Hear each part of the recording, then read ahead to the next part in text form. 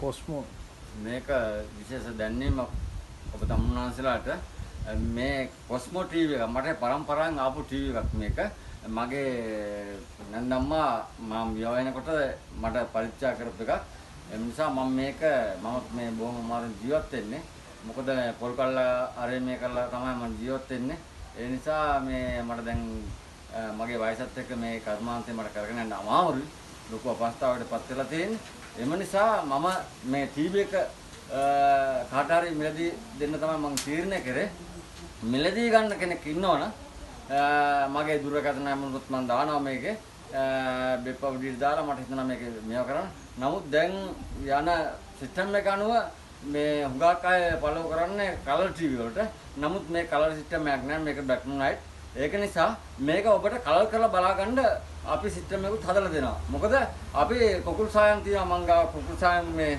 බණ්ඩලයක් මෙතන. ඒක සෑම පාටම තියෙනවා.